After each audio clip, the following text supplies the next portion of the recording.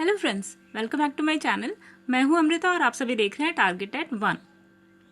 Friends, आज हम आप सभी के लिए 69,000 शिक्षक भर्ती से संबंधित सारी जानकारियां लेकर आए हैं।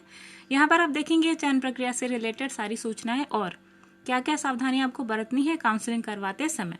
इसके अलावा जाने क्या है खास आज की वीडियो में। तो आज आप देखेंगे कि किस तरीके से दे हम वरीयता जिलों में ताकि मैक्सिमम प्रोबेबिलिटी बने आपकी नियुक्ति की। फिर आप जानेंगे किस जगह पर कितनी सीटें खाली रह गई हैं या खाली रह जाती हैं। फिर आप जानेंगे कि कम मेरिट वाले जिले कौन से हैं। फिर आप देखेंगे अधिक मेरिट वाले जिले कौन से हैं। फिर हम बात करेंगे क्या तरीका अपनाना है आपको वरीयता देते वक्त। और फिर हम जानेंगे डीडी किसके नाम का बनवाना है और कितनी धनराशि होनी चाहिए। फिर हम बात करेंगे क्या करें अगर कोई डॉक्यूमेंट्स आपके पास नहीं हो काउंसलिंग करवाते समय। फिर हम जानेंगे कौन से डॉक्यूमेंट हैं जरूरी आपके काउंसलिंग के लिए। तो ये सारी चीजें हैं खास जो आपको इस वीडियो में देखने को मिलेंगी। तो चलिए पहले बात करते हैं कि कैसे हम जिलों की वरीयता देते हैं। तो गाइज ये है नोटिफिकेशन आपका जो आपकी वेबसाइट पर अवेलेबल हुआ है और ये है आपके जिलों की सीटें कि कौन से जिले में कितनी सीटें हैं। अगर आप चाहे तो इसका स्क्रीनशॉट लेके रख सकते हैं। काफ़ी ज़्यादा सीटें खाली हैं और यहाँ जो मैक्सिमम ज़िले हैं जहाँ पर कम मेरिट बनती है, जहाँ पे कम मेरिट वाले बच्चे अप्लाई कर सकते हैं, उनके बारे में भी हम देखेंगे। तो अगर आप चाहें तो इन सब ज़िलों का स्क्रीनशॉट लेके रख सकते हैं। तो यह है आपकी खाली ज़िलों की संख्या। तो यहाँ पर आप देखेंगे मैक्सिमम सीटें कहाँ पर खाली हैं। ये है आपकी 1,000 के प्लस जो ज़िले हैं उनकी हम बात करेंगे। वो है कासगंज, फिर है आपका बरेली, बदायूं, शाहजहांपुर, प्रयागराज में 990 सीटें हैं। और नेक्स्ट है आपका प्रतापगढ़, उसके बाद आता है आपका गाजीपुर, जौनपुर, मिर्जापुर, सोनभद्र, उसके बाद आपका आता है सीतापुर, फिर आपका आता है उन्नाव, लखीमपुर खीरी, गोरखपुर, देवरिया और कुशीनगर। फिर आपका आता है यहाँ पर बस्ती, महाराजगंज, उसके बाद आता है आपका सिद्धार्थनगर, फिर आता है आपका चित्रकूट और उसके बाद बांदा।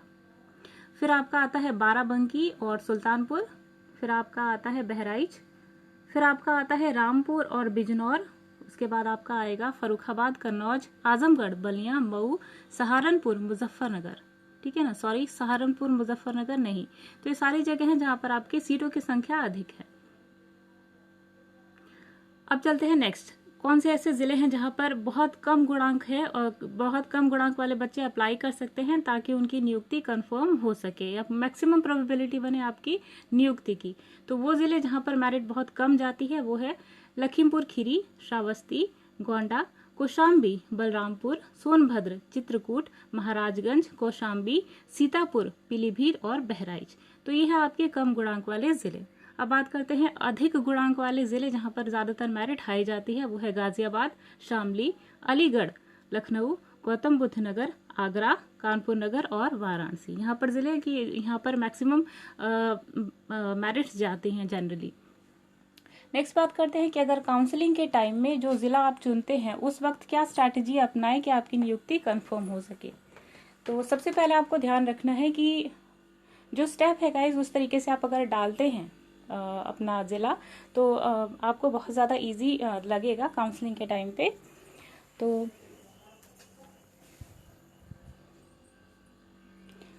काउंसलिंग करवाते समय टाइम आपको ध्यान में रखना है कि सबसे पहले अपने घर के आसपास के ज़िलों को डालना है। ऐसे ज़िले जो आपके घर के आसपास है वो अगर आप डालते हैं तो सबसे पहले चांस पे आपको वही मिल सकता है, क्योंकि अगर आप पहले वहाँ पर डालेंगे जो आपके घर से दूर है तो हो सकता है आपकी मेरिट अच्छी हो सीक्वेंस के हिसाब से और आपने एकदम दूर डाल दिया तो ये आपको लॉस हो सकता है। इसलिए सबसे पहले वो ज़िला डालें जो आपके घर के पास है।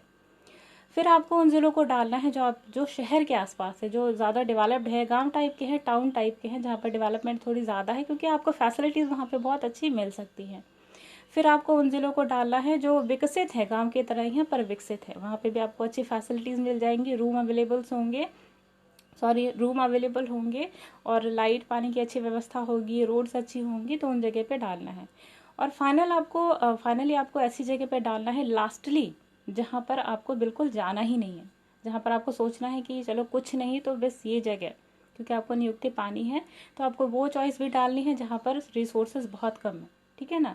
तो आपको सीक्वेंस याद रखना है कि सबसे पहला आपको वो ज़िला डालना है जो आपके घर के पास हो, सेकेंडली आपको वो जगह डालनी है जो शहर के आसपास हो, देन आपको वो जगह डालनी है जो विकसित गांव की तरह हो, और फाइनल आपको लास्टली आपको ऐसी जगह डालना हो जहां पर आपको जाना ही ना हो, ठीक है ना। तो ये सीक्वेंस है आपका काउंसलिंग का।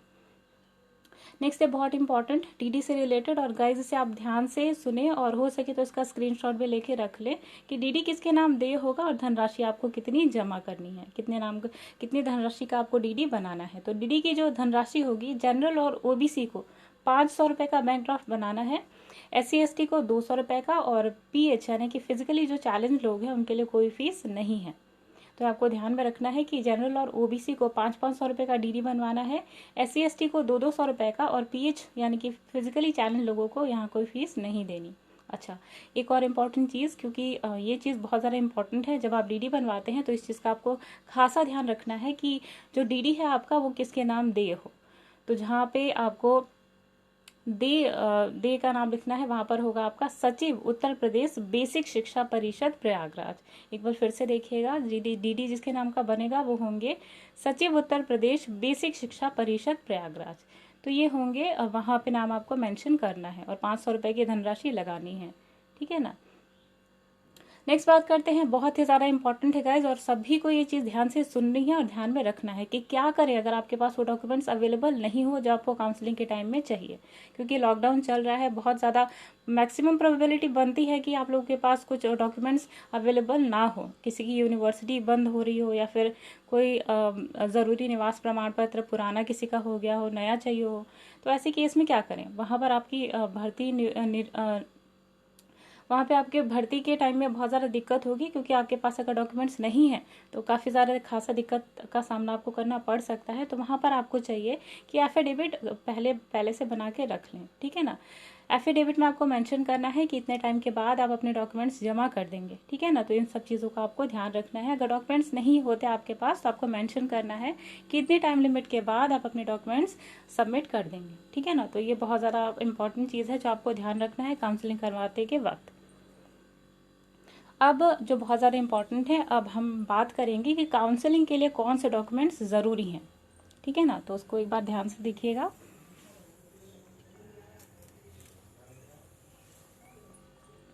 गाइज, यहाँ जो सबसे पहले ध्यान में देने वाली बात है वो है कि जब आप काउंसलिंग के लिए जा रहे हैं तो इतने सारे डॉक्यूमेंट्स आपको लेने ही लेने हैं, प्लस दो सबकी दो या फिर 3 या फिर 4 अगर आपको ज़रूरी लगे तो आप 4 भी करवा सकते हैं, लेकिन 3 बहुत ज़्यादा ज़रूरी हैं। वैसे दो आपके ऐसे हैं जो दो वहाँ पे जमा होंगे तो वो आपको करवाना ही करवाना है। एक अपने लिए रख लीजिएगा और एक स्पेयर में, हो सकता है कहीं भी ज़रूरत पड़ जाए। तो यहाँ पे जितने भी डॉक्यूमेंट्स हम बता रहे हैं वो आपको ओरिजिनल के साथ साथ फोटोकॉपी भी लेकर रखनी है। तो डॉक्यूमेंट्स का एक बार सीक्वेंस देख लीजिएगा। पहले आपको जमा करना है 69,000 की जब वैकेंसी निकली थी तो आपने जो आवेदन किया था वहाँ पर, तो वही एप्लीकेशन फॉर्म यानी कि आवेदन पत्र आपको फोटोकॉपी रखनी है, ठीक ना। उसके बाद आपको रखनी है 69,000 वैकेंसी का रजिस्ट्रेशन लेटर। जब आपने अप्लाई किया था वहाँ पे तो आवेदन पत्र के साथ एक रजिस्ट्रेशन लेटर भी होगा, उसकी भी फोटोकॉपी आपको रखनी है। देन आपको 10th की मार्कशीट और पासिंग सर्टिफिकेट यानी कि जो अंक पत्र है और सनद, वो दोनों रखना है। फिर 12वीं की मार्कशीट और सनद यानी कि मार्कशीट और पासिंग सर्टिफिकेट।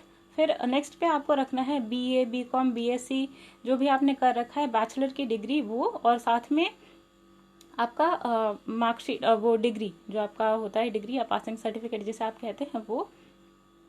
फिर जो आपने प्रोफेशनल डिग्री करी है एजुकेशन से रिलेटेड यानी कि B.Ed, DLED, डिप्लोमा या जो भी है आपके पास BTC का, वो आपको रखना है। अगर आपने सेमेस्टर वाइज किया है तो सारे सेमेस्टर का मार्कशीट, प्लस प्रोविजनल आपके पास है तो प्रोविजनल, या फिर डिग्री है तो डिग्री, जो भी आपको एक्यूरेट लगे वहाँ पे आप जमा कर सकते हैं।